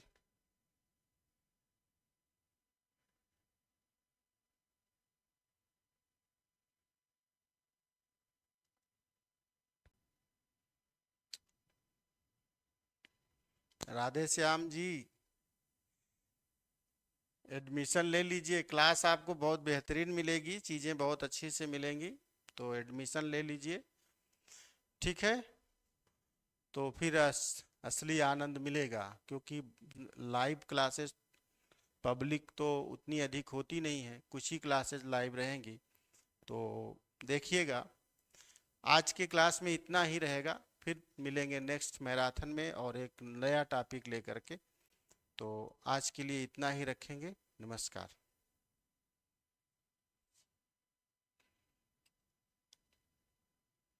कल कल का जो शेड्यूल होगा अपने टाइम पर होगा, 8 बजे कल। 7 हो सकता है कल, 7 से 8, 8 से 9, 2 घंटे में लगातार पढ़ाऊंगा, 7 बजे से लेकर 9 बजे तक, 7 से 9। तो अब कल का शेड्यूल ये जारी करेंगे तो उसी हिसाब से चलेगा, 7 से 9 में हो सकता है पढ़ाऊँ। तो कल का आप नोटिफाई देख करके क्लास 7 बजे से आ जाइएगा, और वो भी पब्लिक क्लास रहेगा, 7 से 9 भी पब्लिक क्लास रहेगा। तो आप लोग ज़्यादा से ज़्यादा जुड़ करके इसको ज़्यादा से ज़्यादा लाइक करिए, सब्सक्राइब करिए, शेयर करिए, इतना हम लोग परिश्रम करते हैं। आपसे सिर्फ इतना निवेदन है कि भैया इसको लाइक करिए, ज़्यादा से ज़्यादा सब्सक्राइब करिए, तुरंत हमारे सामने सब लोग सब्सक्राइब करिए। चलिए, आप सभी लोग सब्सक्राइब करिए, मैं देख रहा हूँ। चलिए सब लोग, आप लोग सब्सक्राइब करिए, चैनल को तुरंत सब्सक्राइब करिए आप लोग।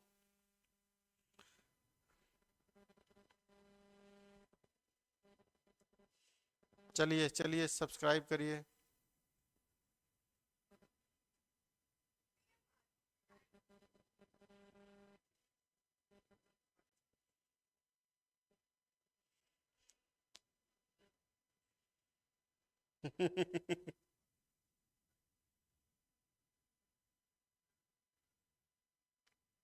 यशोदा जी, शिवानी, शिवानी जी, ज्योति मिश्रा, राधे श्याम जी, आप सब लोग इसको पहले सब्सक्राइब करिए चैनल को।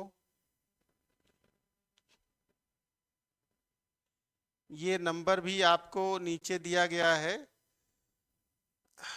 28 95 92 37। ठीक है, 96 28 96 28 95 92 37। इस नंबर पर आप फोन करके चीज़ों को आप समझ लें और एडमिशन ले लें। राधे श्याम, कमेंट आपने बढ़िया किया है, आपको बहुत बहुत धन्यवाद। अनुस्वार वगैरह यार हमारे उसमें हमें व्याकरण हमको आता नहीं है, समझ रहे हैं, व्याकरण की जानकारी हमको है नहीं, और कभी कभी लिखते समय में हमसे गलती हो जाती है। तो मेरा कंटेंट रहता है कि टॉपिक क्या पढ़ाना है, तो उसको मैं ज़्यादा फोकस करता हूँ। तो गलती कहीं हो गई हो भाई, माफ़ करना। ठीक है सर, अनुस्वार का प्रयोग करें तो शुद्ध लेखन हो जाएगा, ये बात आपकी सही है, लेकिन अब 20 साल से काम चल रहा है तो चल ही रहा है। ठीक है, तो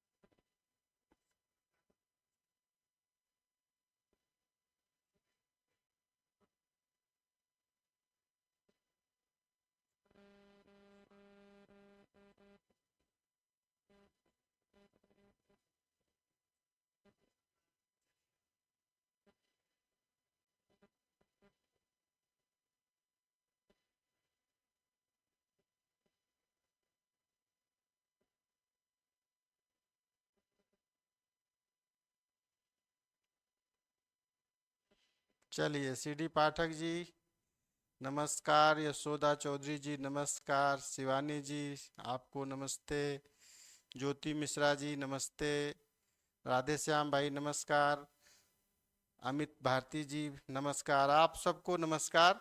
आप लोग क्लास के को कमेंट करिए और ये बताइए कि क्लास आपको लिए कितना अच्छा रहा, कितना आपके लिए लाभदायक रहा, क्लास में क्या और भी सुधार करने की ज़रूरत है। ये तमाम चीज़ों को आप लिखिए, कमेंट करिए। प्लीज़ मैं आप सबसे निवेदन करता हूँ कि आप कमेंट करिए, और जब आप कमेंट करेंगे तभी हमको लगेगा कि आप लोग वास्तव में हमारी प्रशंसा कर रहे हैं, चीज़ों को हमारे समझ रहे हैं। ठीक है, तो आज के लिए इतना ही, मिलते हैं फिर नेक्स्ट क्लास में। नमस्कार, नमस्कार सबके लिए, नमस्कार।